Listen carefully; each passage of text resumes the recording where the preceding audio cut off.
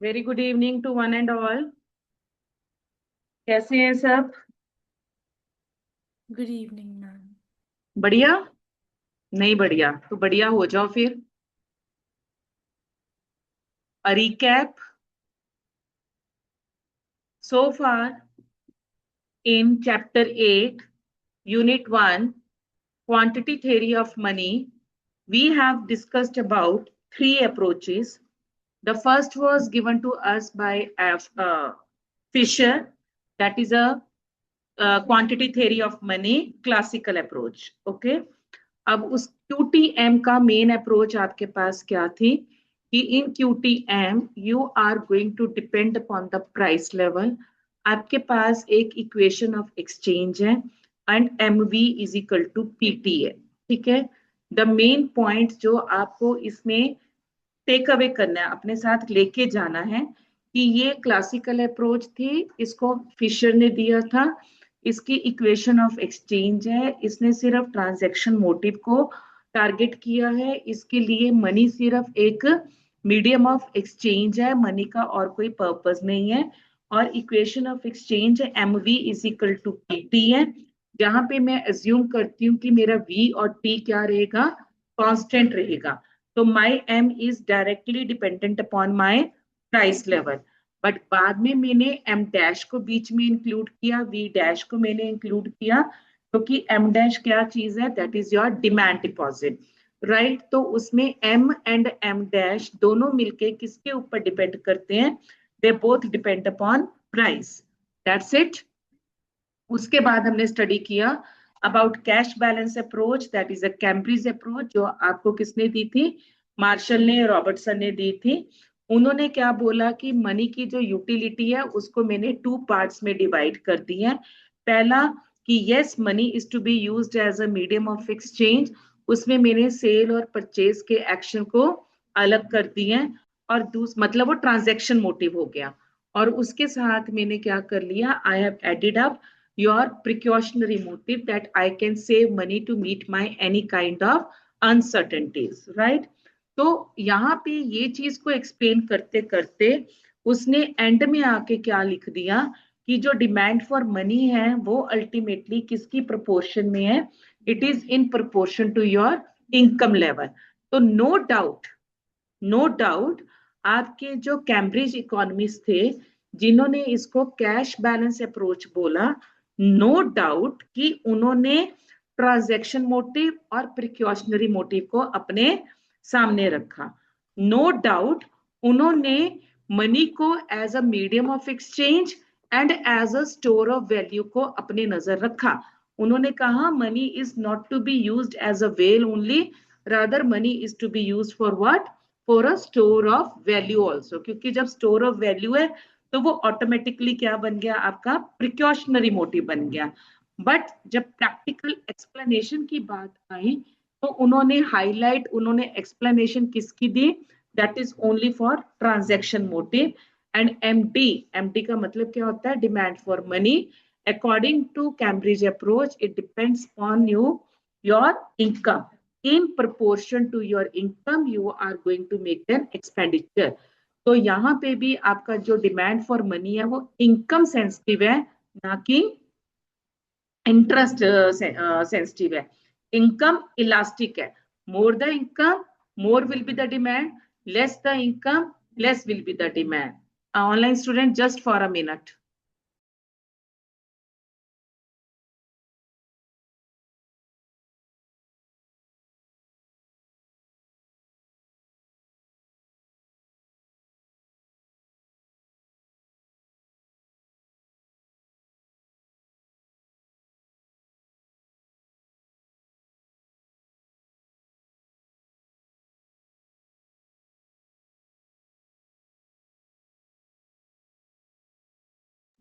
अब उसके बाद आपके पास कौन सी इक्वेशन आती है? दैट इज अ केनेशियन अप्रोच, जो कि हमने कल की थी। कितनों ने घर जाके वो पैराग्राफ पढ़ा था?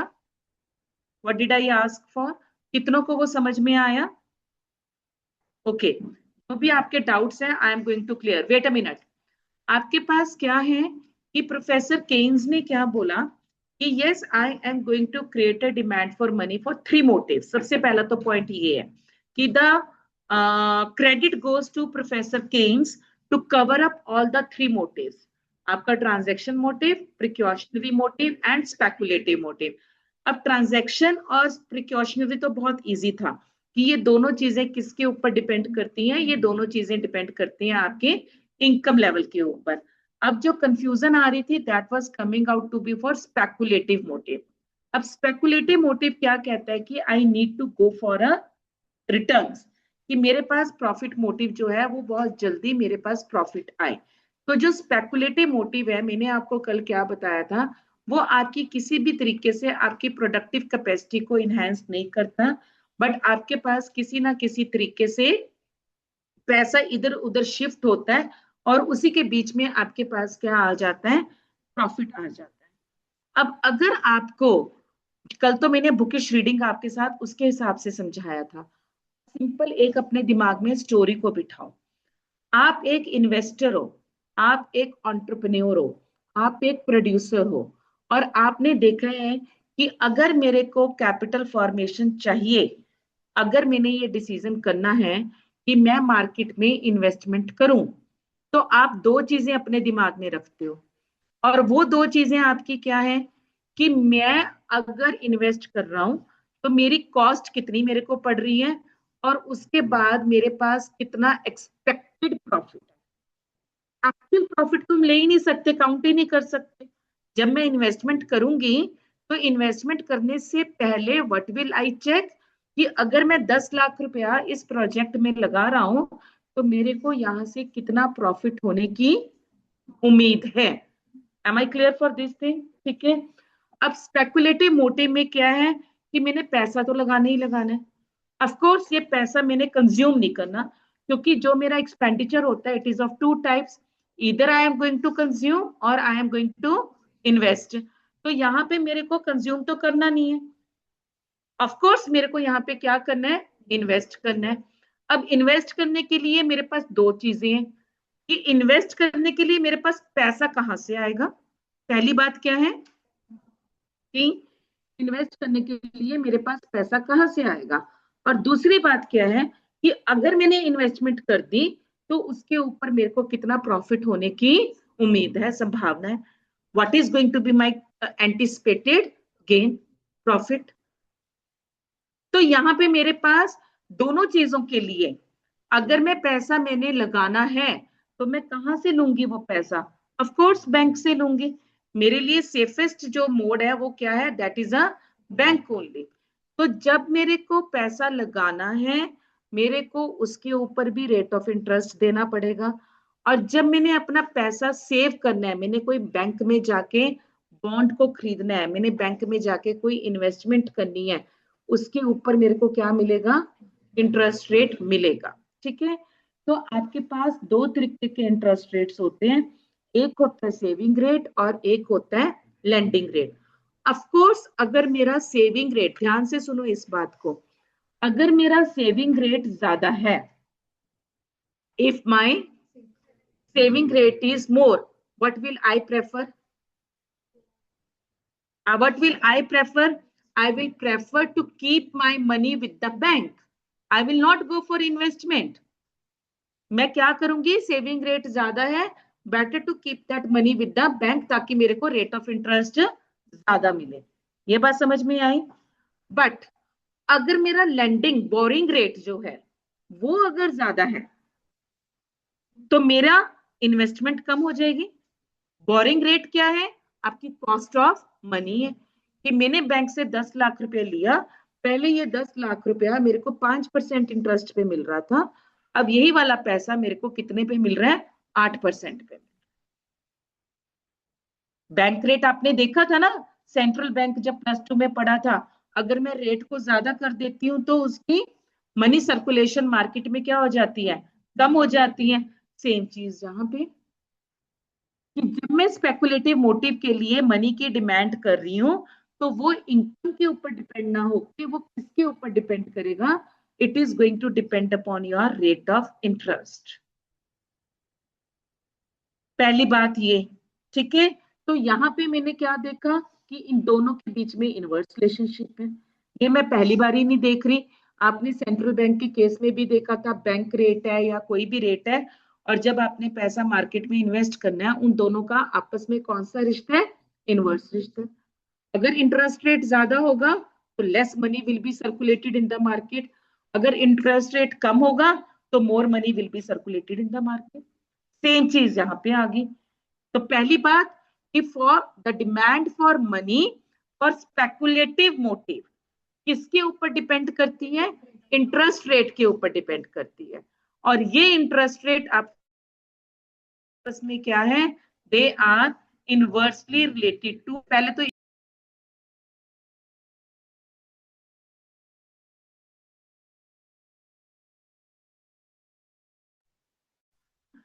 पहले तो इस चीज को अपने दिमाग में बिठा लो कि इन दोनों का इनवर्स रिलेशनशिप है। फिर उसके बाद क्या है कि आपके पास ये जो दो पॉइंट्स थे, नेचुरली जब आपके पास इन्वेस्टमेंट कर रहे हो, तो मैंने आपको कल क्या बताया था कि आपके पास एक आरओआई है और एक आपके पास आरओआर है। आप पैसा लोन पे ले रहे हो तो आपकी इंटरेस्ट पेमेंट्स कितना आपको कॉस्ट पड़ रही है, और उसके बाद आपको कितना कैपिटल गेन होने की, अगर आपकी कॉस्ट कम है और कैपिटल गेन ज्यादा है, definitely you will go for, आप इन्वेस्टमेंट के लिए मार्केट में जाओगे। ओके, बट इससे पहले कि हम आगे जाएं, जो मैंने आपको कल पॉइंट बोला था कि the in is really the, क्या था ये question, in its it is implicit in Keynes theory the rate of interest i is really the return on the bonds, कि बॉन्ड्स के ऊपर आपको कितनी रिटर्न मिल रही है। और केन्स ने इसको क्या बोला था कि expected return on money is क्या है? जीरो है, क्योंकि मनी जो आपके पास पड़ा है उसके ऊपर कोई भी मल्टीप्लायर इफेक्ट नहीं है, तो उसके रिटर्न्स आपके पास क्या है? जीरो है। यहाँ पे मनी का मतलब whatever is you are holding in the form of a cash, ठीक है। उसके बाद फिर हमने दो इंटरेस्ट रेट्स की बात की थी, एक था आपके पास नॉर्मल और क्रिटिकल, और दूसरा था आपके पास करंट रेट ऑफ इंटरेस्ट। और यहाँ पे आपको क्या चीज याद रखनी थी, ये वाली राइट, कि अगर आपका current rate of interest is higher than normal rate of interest, तो आप क्या करोगे?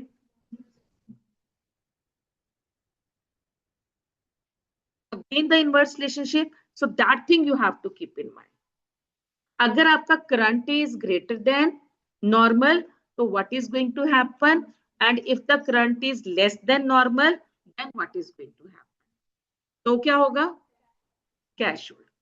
चॉइस आपके पास सिर्फ दो है, या तो आप अपने पास लिक्विडिटी रखोगे या आप इन्वेस्टमेंट करोगे। और अगर आप इन्वेस्टमेंट कर रहे हो, इन्वेस्टमेंट करने के लिए आपके पास सिर्फ एक ही कंडीशन है कि मेरे को कितना उसका एक्सपेंडिचर पड़ रहा है और मेरे को उसका कितना गेन होने की उम्मीद है।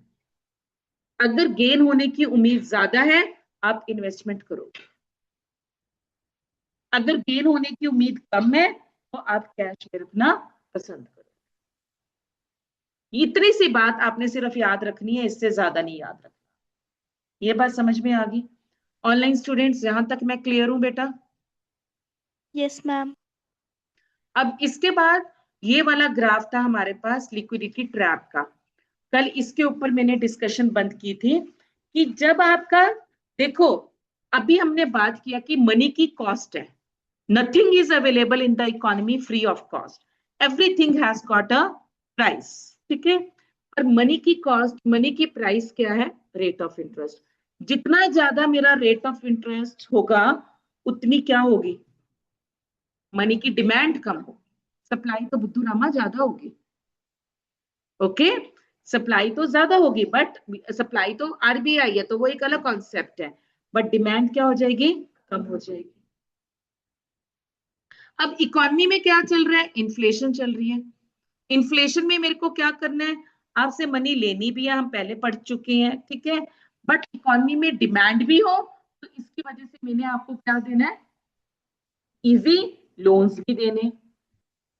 मेरे को मनी के लिए कौन सी पॉलिसी अडॉप्ट करनी है? Cheap monetary policy.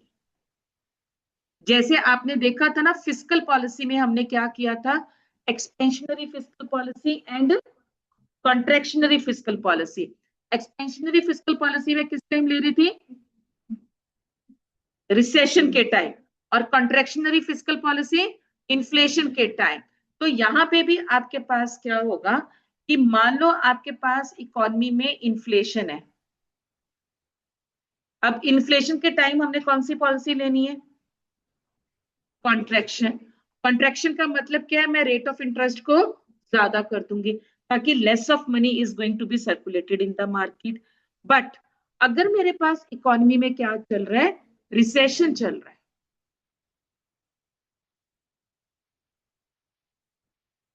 देखो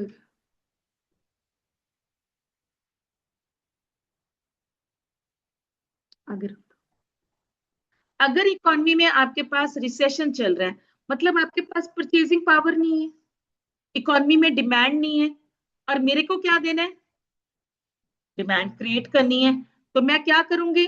रेट ऑफ इंटरेस्ट कम कर दूंगी, जो कि एट प्रेजेंट एवरीवन इज, चाहे वो इंडिया है, चाहे अमेरिका है, चाहे कनाडा है, चाहे ऑस्ट्रेलिया है, चाहे यूके है। इस टाइम के ऊपर हर कोई क्या कर रहा है? मनी को कौन सी पॉलिसी को लेके जा रहा है? They are using a cheap monetary policy. वो मनी को सस्ता कर रहे हैं। क्यों सस्ता कर रहे हैं? ताकि लोग इन्वेस्ट करें, ताकि लोग मार्केट में डिमांड करें। क्योंकि अगर मेरे पास डिमांड होगी तब भी मेरे पास इकोनॉमिक एक्टिविटी होगी, तभी मेरे पास प्रोडक्शन होगा। अगर मेरे पास डिमांड नहीं है तो I am not going to have any kind of production. और अगर प्रोडक्शन नहीं है तो आपको पता है आपकी इकोनॉमी क्या कर जाएगी? कोलैप्स कर जाएगी। ये जो इस टाइम के ऊपर इंडिया में भी हो रहा है, आपको टैक्स रिबेट्स मिल रही हैं, आपका इंटरेस्ट रेट कम हो रहा है, क्यों हो रहा है? क्योंकि हम चाहते हैं कि लोगों के हाथ में लिक्विडिटी आए और लोग जो है वो डिमांड करें। Okay, justified. बट अगर अगर ये रेट ऑफ इंटरेस्ट आपका इतना ज्यादा डाउन चला गया, ऑलमोस्ट जीरो, मतलब क्या हुआ कि money is going to be available free of cost. Money की कोई कीमत ही नहीं रही। किस टर्म में नहीं रही? पैसे के टर्म में। और अगर किसी चीज की कीमत नहीं है, ठीक है ना, वो चीज इन अबंडेंस अवेलेबल है, तो क्या उसकी कोई वैल्यू होगी? कोई वैल्यू नहीं होगी। Things command value when they are in shortage. यहां पे मनी मनी है, जहां देखो पैसा पैसा बिखरा हुआ है, कागज कागज बिखरे हुए हैं। यू कैरी द फुल, वो होते हैं ना, बैग्स होते हैं जो बनी बैग्स होते हैं, you carry that much money, but it is worthless. It is not giving you any kind of purchasing power. You are not able to buy a single thing with that money. Why? क्योंकि inflation rate आपका इतना ज्यादा बढ़ चुका है कि money की value वहां पे आके क्या हो चुकी है? जीरो हो चुकी। You have got into a trap. चक्रव्यूह में आप फंस चुके हो, जो कि 1930s में हुआ था। इन्फ्लेशन रेट 100% गैलप, मतलब वो इतनी स्पीड से आती है वेव कि वो पूरी इकोनॉमी को उसने अपने अंदर निगल लेता है। तो दैट वाज द थिंग, इस चीज को केन्स ने नाम दिया, क्या नाम दिया? Liquidity trap. लिक्विडिटी क्या होता है? मनी। आप मनी ट्रैप में फंस चुके हो। आप कह रहे हो मेरे पास आज की डेट में, देखो बेटा, अगर मैं लास्ट लाइन में आपको कंक्लूड करूं इस चीज को, पहला एक होता था टाइम कि आपके यहाँ पे रेड पड़ी है, मान लो इनकम टैक्स रेड पड़ी है, 1 करोड़ रुपया मिला, 2 करोड़ रुपए मिले। बट आज की डेट में जहां पे रेड पड़ती है, मतलब ट्रिपल डिजिट में जाके, मतलब एक ट्रिपल डिजिट में होना तो एक आम बात हो गई है।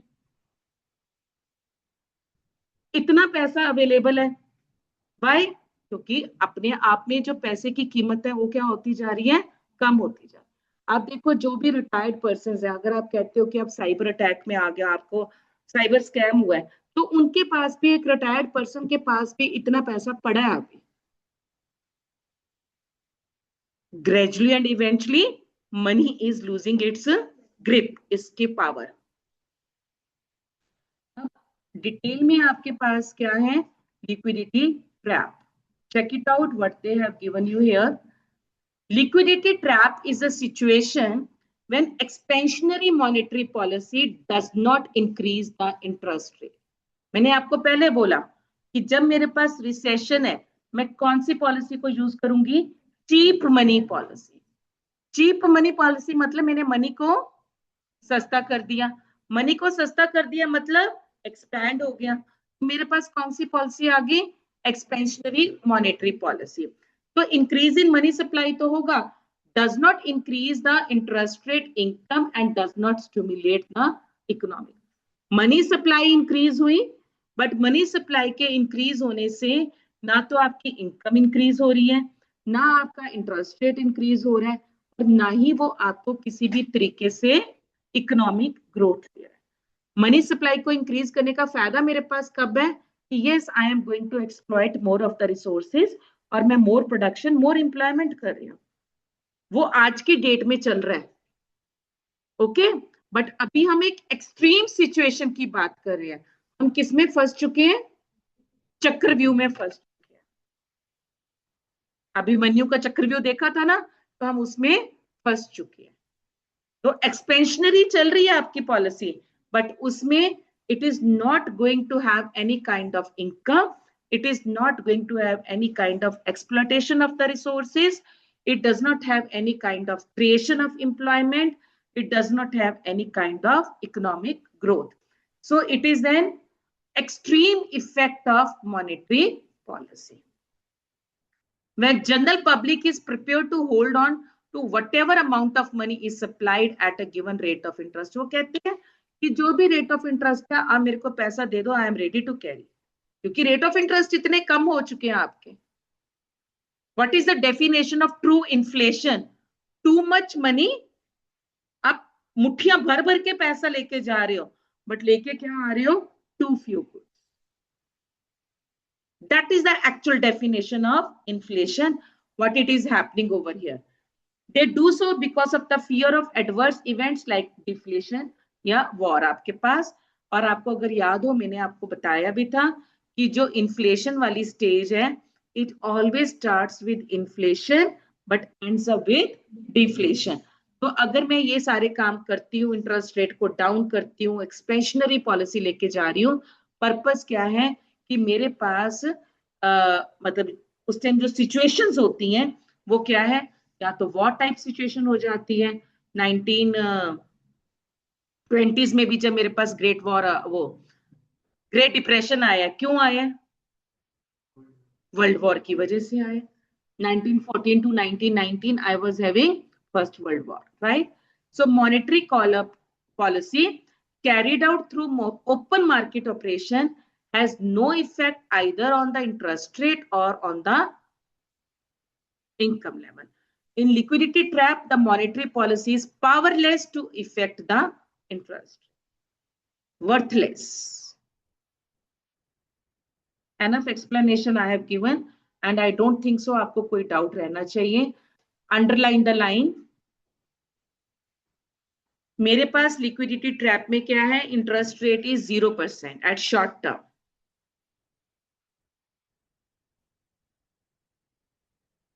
तो अगर आपका जीरो इंटरेस्ट है, public would not want to hold any bond since money which also pays 0% interest has the advantage of being usable in transaction. ना मिल रहा है ना देना है, तो जितना भी पैसा है वो आप किस पर्पस के लिए यूज करोगे? ओनली फॉर ट्रांजैक्शन, क्योंकि आपका कॉस्ट ऑफ लिविंग कितना बढ़ चुका है। अंडरस्टूड है? ये लिक्विडिटी ट्रैप है, एक्सट्रीम स्टेप है आपके पास। Investors would maintain cash saving rather than hold bonds, right? आज की डेट में हमें यही चीज करके डराई जा रही है। जो बच्चे सुनते हैं कोई पॉडकास्ट, हमें यही डराया जा रहा है। बार बार रिमाइंडर्स आ रहे हैं, economy is going to have the biggest historical crash. Carry crash होने की उम्मीद है and that is why carry cash as much as. अगर आप सुनो सो आज की डेट में सेम वाइब्स जो है, सेम जो नेगेटिविटी है इकोनॉमी में आ रही है कि आपके पास इतना डेडली क्रैश मार्केट में आने वाला, होने वाला क्या है किसी को नहीं पता, but yes these are the views. You can correlate the same thing with the present situation. तो उस केस में what the financial plan, 1920s में तो ना बैंक था ना फाइनेंशियल प्लानर्स थे, तभी हम किस में एंटर कर गए, डिप्रेशन में।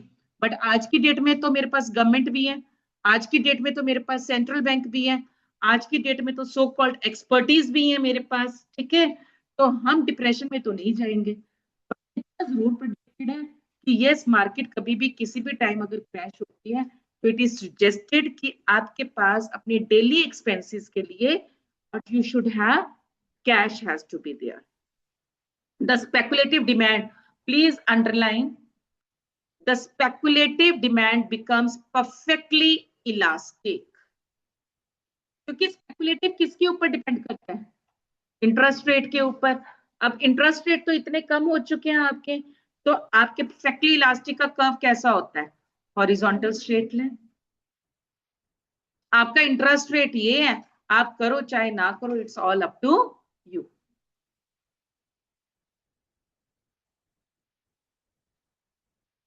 तो जब आपका स्पेकुलेटिव मोटिव का डिमांड कर्व एक हॉरिजॉन्टल स्ट्रेट लाइन बन जाता है, द डिमांड फॉर मनी एक डाउनवर्ड स्लोपिंग कर्व होके एक पैरेलल लाइन बन जाती है, हॉरिजॉन्टल लाइन बन जाती है, पैरेलल टू एक्स एक्सिस बन जाता है। उस सिचुएशन को हम क्या बोलते हैं, it is to be called as a liquidity trap, extreme extreme step. It is not a beginning, it is a end. Okay, monetary authority is unable to stimulate the economy with the monetary policy. The opportunity, please ये एक एक line आपका question bank है, in case of a speculative demand opportunity cost of holding money is zero। चाहे आप पैसा उस purpose के लिए रखो, चाहे आप पैसा किसी ऑल्टरनेटिव पर्पस के लिए रखो, it is not going to give you any win win situation. दोनों तरफ आपका सेम हाल है, क्योंकि मनी की पावर खत्म हो चुकी है, ठीक है।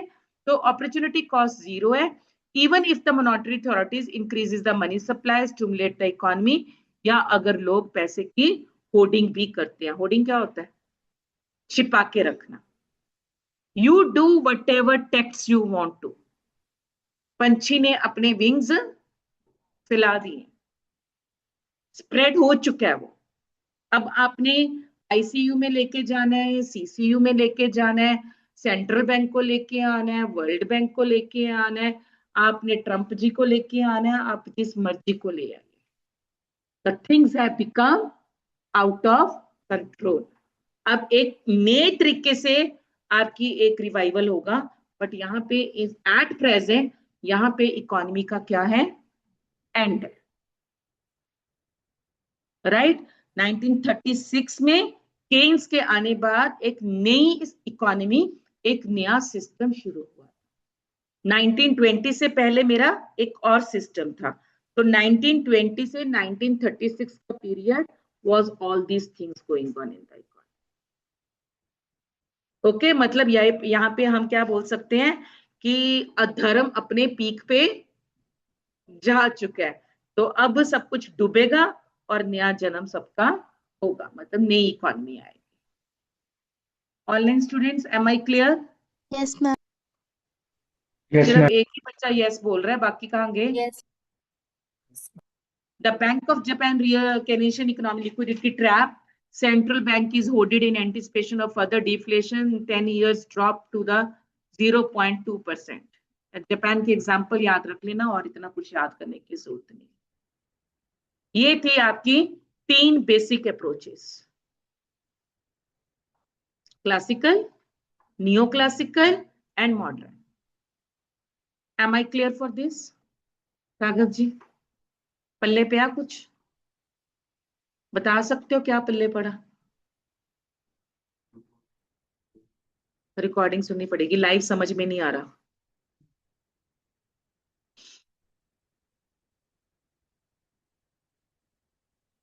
अब आ जाता है कि ये एक जनरेशन खत्म होगी। आपको कहानी कहां से शुरू हुई थी? क्लासिकल से शुरू हुई थी, क्लासिकल से गई नियो क्लासिकल पे, नियो क्लासिकल से गई केन्स में, and Professor Keynes is called as a godfather of macroeconomics. He has given a complete package to us. Keynes is the benchmark. Okay अब उसके बाद छोटी छोटी सी हमारी और थियरीज हैं जो कि केन्स को ही बेस मान के हमें दी गई थी. And what is the first? It is to be taken as a post Keynesian theory. Demand for money के लिए उसने कौन से फंक्शन को एम्फेसाइज किया? That is the store of value और द एसेट फंक्शन ऑफ. अभी तक हम सिर्फ किसको कर रहे थे? मीडियम ऑफ एक्सचेंज को कर रहे थे. यस, केन्स ने किया, बट पोस्ट केनेशियन ने आपको किस फंक्शन के ऊपर ज्यादा इंपॉर्टेंस दी है? That is on the store of value, that is on the assets. सबसे पहला आ गया इन्वेंट्री अप्रोच. कौन सी अप्रोच आई? कौन सी अप्रोच आई? किसने दी? बीटी ने दी. बीटी कौन है?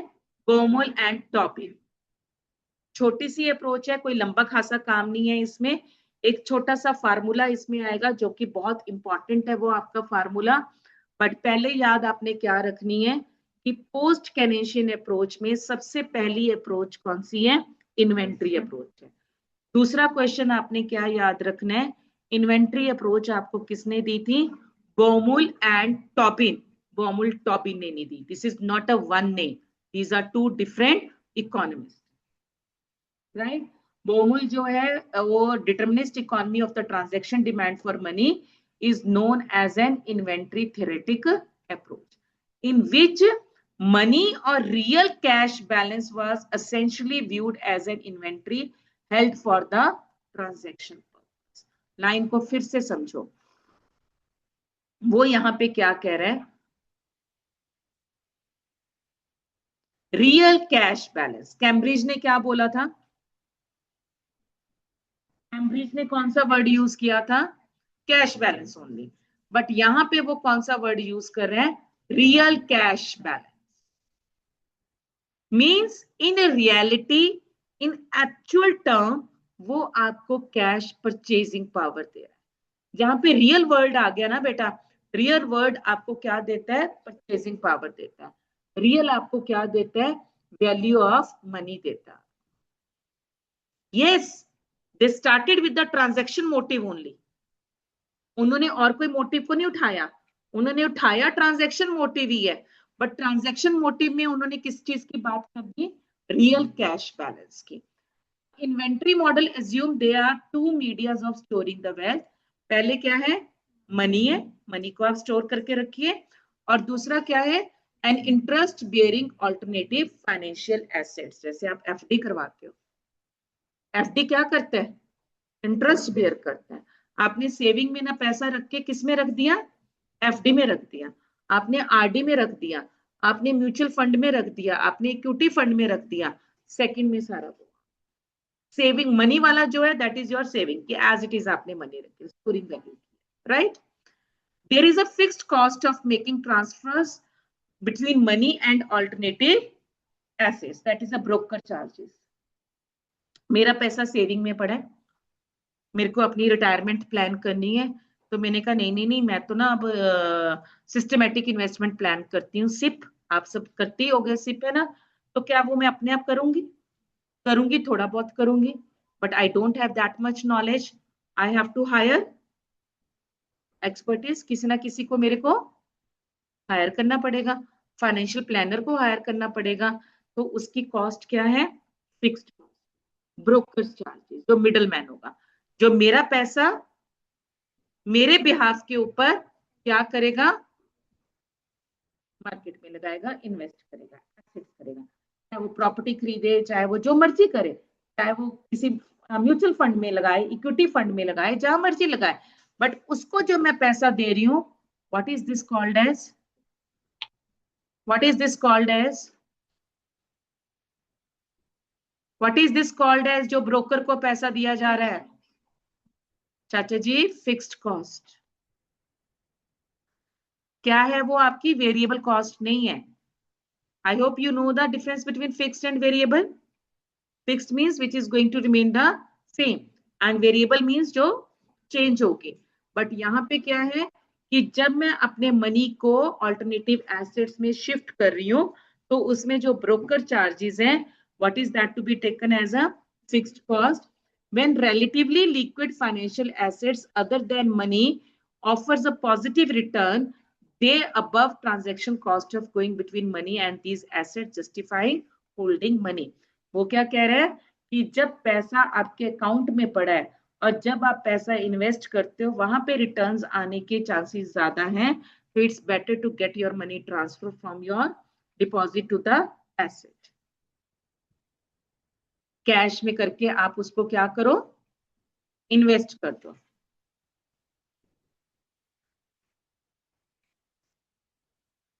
Baumol put forward a new approach to demand for money, जो एक्सप्लेन क्या कर रहा है कि ट्रांजैक्शन डिमांड फॉर मनी किसके लिए है, with the inventory management. Yes, transaction था, बट ट्रांजैक्शन के साथ मेरा एक नया वर्ड क्या आ गया, inventory. According to him, individuals have to keep optimum inventory of money for their day-to-day transaction purpose. Optimum means maximum. Inventory क्या होता है, स्टॉक. आप स्टॉक करके रख रहे हो, ठीक है. ऑप्टिमम मतलब अपने पास एक ऑप्टिमम इन्वेंट्री क्रिएट करके रख रहे हो, किस पर्पस के लिए, ट्रांजैक्शन पर्पस के लिए, right. They also incur cost when they hold inventories of money and the cost foregone in the interest rate which they could have earned if they had kept their wealth in the saving deposit or the fixed deposit or invested in the bonds or share. इस line को बड़ी है but बहुत आसान है. They also incur cost.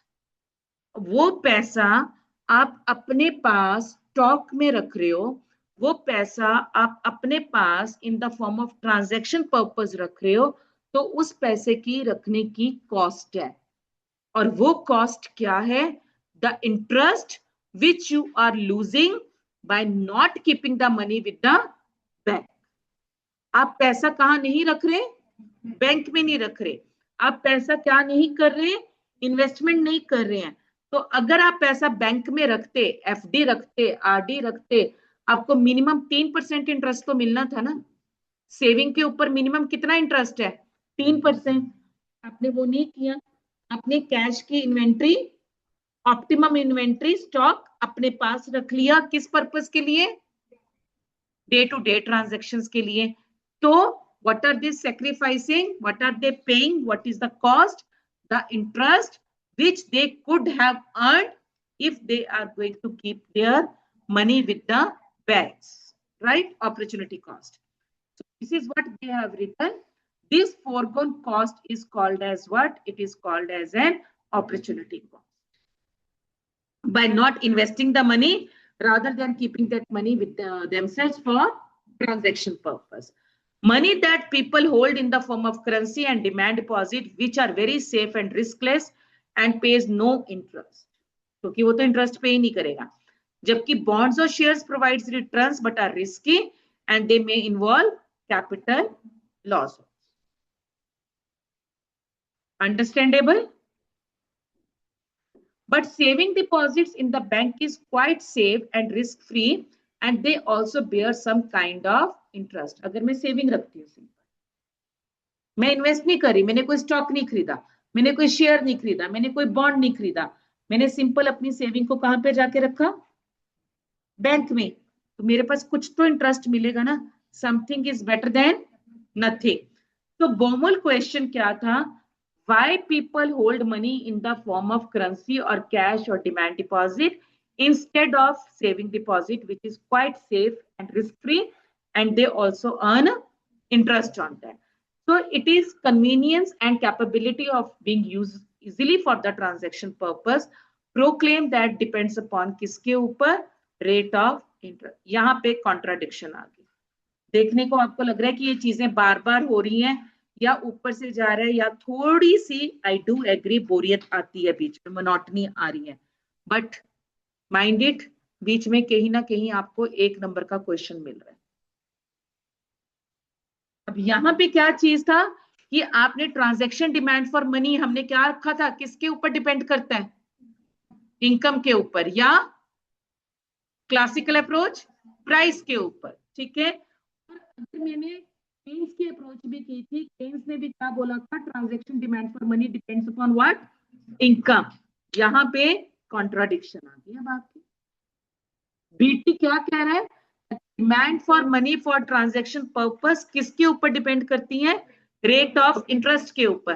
Definitely अगर आपका rate of interest ज्यादा है, you will prefer to keep money with the savings instead of keeping that with cash.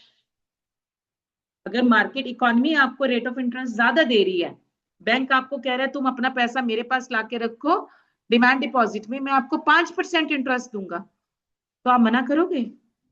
कहां पहले 2% मिलता था, अब 5% है। और अगर आपने पैसा सेविंग में रख दिया तो what is going to be less with you, cash. आपकी इन्वेंट्री क्या होगी, कम होगी, कैश कम हो गया ना, क्योंकि इनकम तो वही रहनी है। रेट ऑफ इंटरेस्ट ज्यादा हुआ, you decided to invest that in savings. तो ट्रांजैक्शन डिमांड फॉर मनी उसने क्या बोल दिया, किसके ऊपर डिपेंड करेगा, it will depend upon the rate of interest. Mister Harsh ji, अब हेडेक हो रही है, हेडेक हो रही है, बाम लगा दूं सिर पे, है? लग तो ऐसे ही रहा है।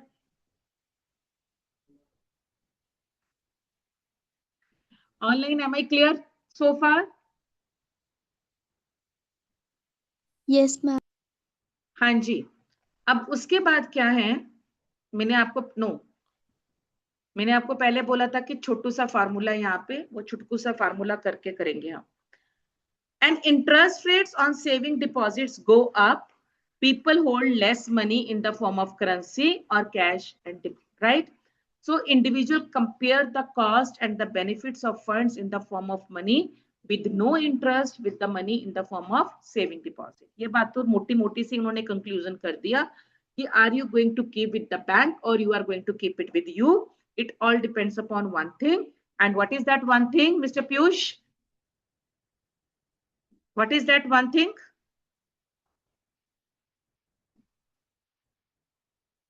रश्मि मैम ना एम्बेरस करने का कोई मौका नहीं छोड़ती है। Within a second I come to know कि कौन मेरे साथ डिस्कनेक्ट हो गया। इसके ऊपर डिपेंड करते हैं, इंटरेस्ट के ऊपर। अगर बैंक आपको इंटरेस्ट ज्यादा दे रहा है तो डेफिनेटली आप अपना पैसा किस में जाके रखोगे, बैंक में जाके रखोगे। अब यहाँ पे देखो, Baumol has proved that average amount of cash withdrawal which minimizes the cost is given by this. Understand this line, the average amount of cash withdrawal, bank से मैं कितना कैश विड्रॉल करती हूँ, वो क्या करेगा, आपकी कॉस्ट को मिनिमाइज करेगा। वो किसके थ्रू फॉर्मूला है, that is C equals to √2BY upon R। और यही चीज मेरे को आपको यहां तक की लेकर आना था, मतलब ये कंप्लीट करना है, क्योंकि इसके ऊपर आपका एक क्वेश्चन है। पहला क्वेश्चन आपके पास बीटी के बारे में क्या बनता है कि उसने कौन से मोटिव को उठाया, उसने उठाया ट्रांजैक्शन मोटिव को। दूसरा उसमें क्वेश्चन क्या बनता है कि उसने डिमांड फॉर मनी को किसके ऊपर डिपेंड किया, that is on rate of interest के ऊपर। तीसरा क्वेश्चन आपका इसके ऊपर क्या बनता है कि how it is related to inventory management. Inventory management क्या है कि अगर आपके पास रेट ऑफ इंटरेस्ट कम है तो you are going to have inventory with you, और अगर आपके पास रेट ऑफ इंटरेस्ट ज्यादा है तो ये इन्वेंट्री आपके पास क्या हो जाएगी, मिनिमम हो जाएगी, कम हो जाएगी। और अगर आप डिसाइड करते हो that you are going to keep the money with you instead of holding that money with the bank, the interest, the cost which you are sacrificing, what is that called as, it would be called as an opportunity cost. अब क्या है, C equals to √2BY upon R. Please speak loudly. 2BY upon R का root है वो। This means that average amount of cash withdrawal which minimizes the cost. ये C क्या है, cash withdrawal, which minimizes the, आपकी cost को वो minimise कर रहे हैं, वो क्या है, 2 times क्या है? The broker's fee multiplied by the size of individual income and divided by the interest rate. और इसको हम क्या बोलते हैं? Square root rule. Anybody can explain me यहाँ पे कि what C stands for, what B stands for, what Y stands for, and what R stands for? Raise your hand. Raise your hand. Sunaina, what C stands for? Do stand and let me know. C stands for cash withdrawal. What B stands for? Radhika. B stands for broker's fee. Harsh, what is Y stands for? Income. And what is R?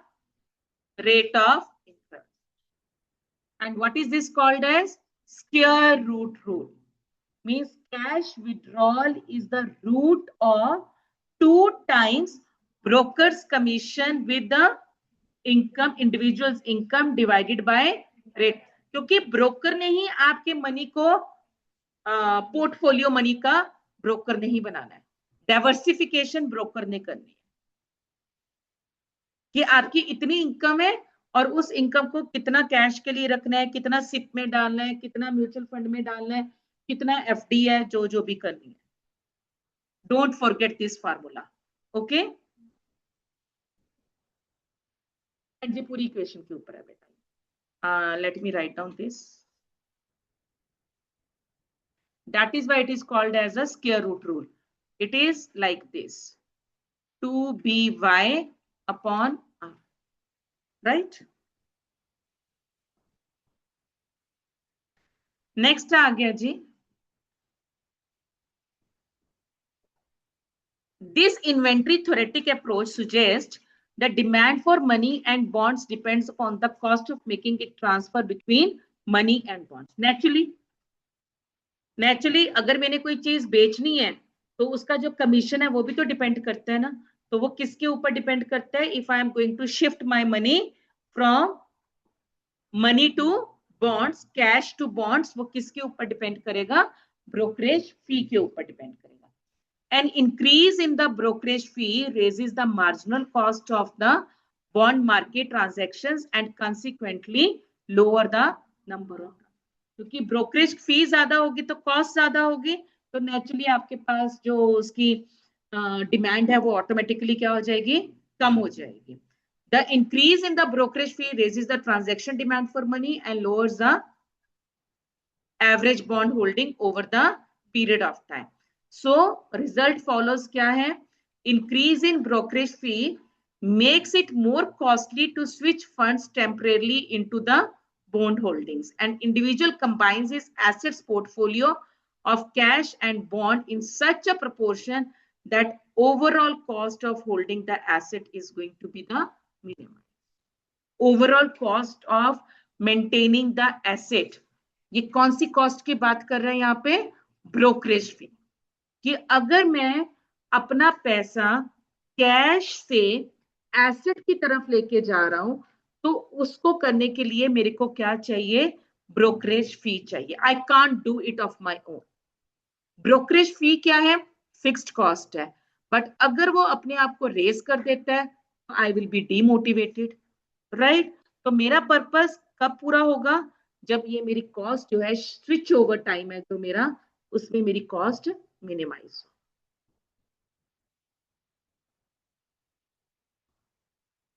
आप पढ़े लिखे की गल नहीं कर रहे ना इतने, आप सब की गल करते पे. Aggregate economy. Good question. But whatever the strata is sitting over here at present, ठीक है ना? How many of you they are aware, they have a knowledge, but कौन अपने आप में डायरेक्ट इन्वेस्टमेंट कर रहा है? Just have a survey about it. I have a knowledge full about it, but because of the lack of time, paucity of time, I am not able to do. Knowledge is different, but उसको 24/7 करना is different. Right? I hope it is clear. जो main points थे, they are being strict in your mind, right? Online students, are they clear? Yes, ma'am. हाँ जी. May I get a yes ma'am or no ma'am? Yes, ma'am. उसके बाद छोटी, मैंने सारा बोला ये पोस्ट कैनेशन बहुत छोटी छोटी सी है. आ जाओ वापस. 2 मिनट के लिए इनहेल और एक्सहेल कर लो.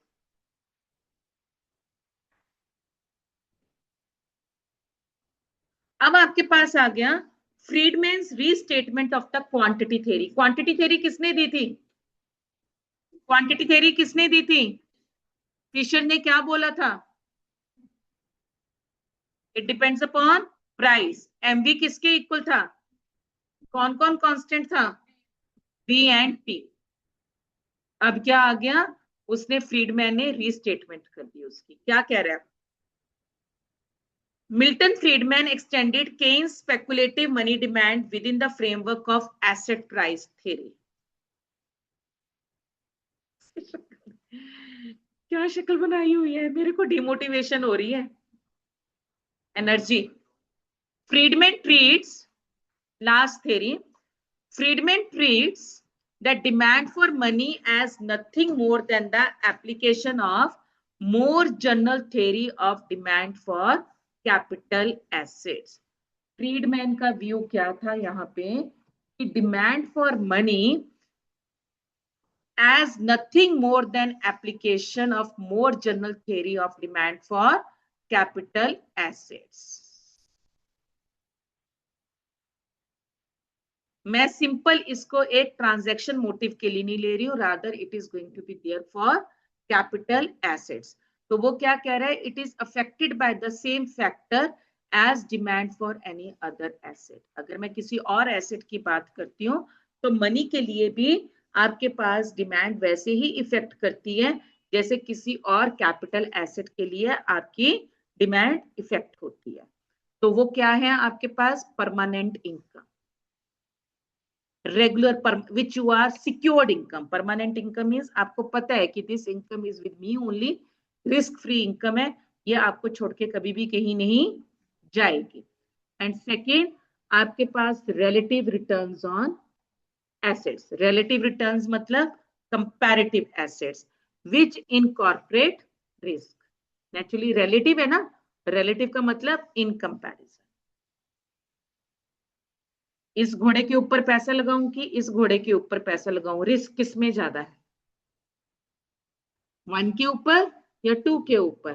तो आपको यहाँ पे देखना है रिलेटिवली रिटर्न कि मैं इस टाइम इन्फोसिस के ऊपर लगाऊं, मैं इस टाइम एचडीएफसी के ऊपर लगाऊं, किसके ऊपर लगाऊं?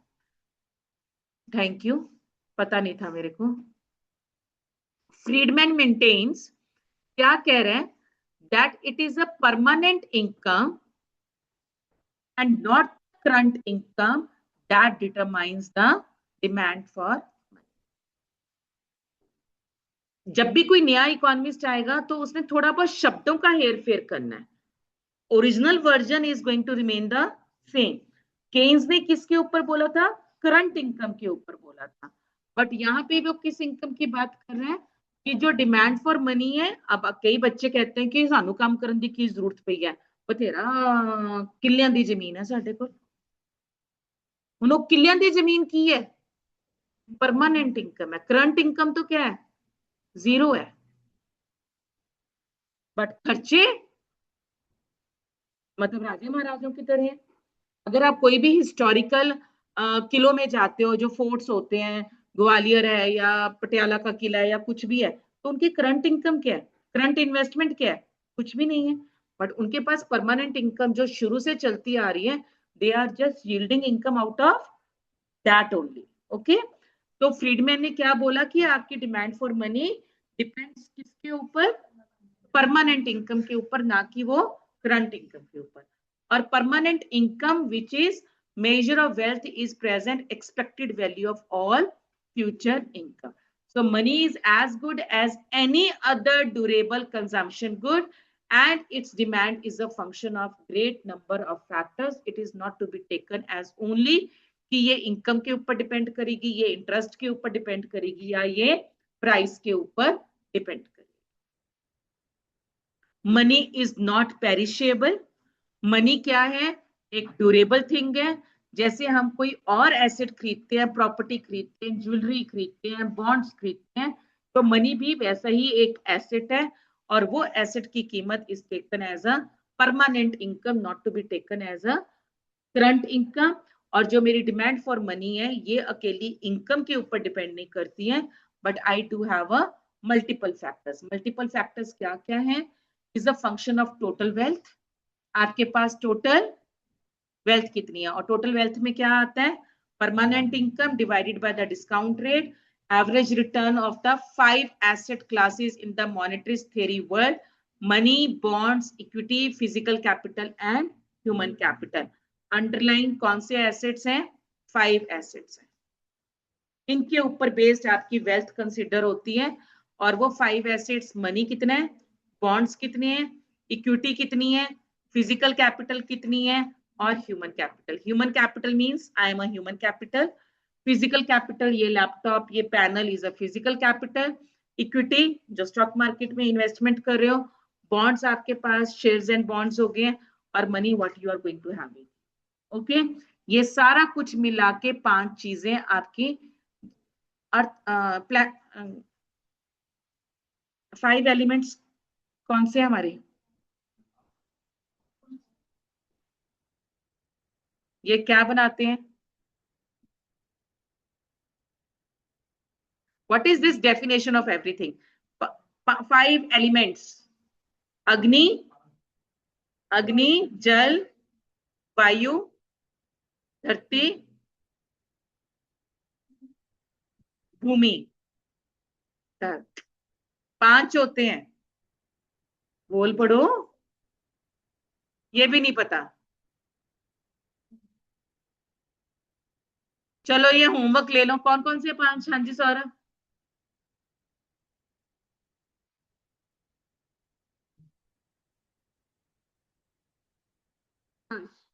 आकाश, आसमान, आकाश। बोल तो रही थी मैं, वो सौरभ का मेरे को जल्दी सुनाई दे गया। तो वैसे ही फ्रीडमैन ने आपको आपके एसेट्स के 5 तत्व दिए हैं यहाँ पे, और वो 5 तत्व कौन से हैं? Money, bonds, equity, physical capital, human capital. It is positively related to price level. If the price level rises, demand for money rises.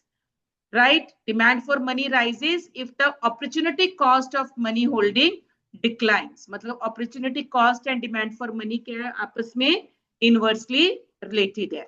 Right? It is influenced by inflation. ये तो सभी को ही पता है. A positive inflation rate reduces the real value of money. Value for money is inversely related with the price level. So thereby increases the opportunity cost of money holding.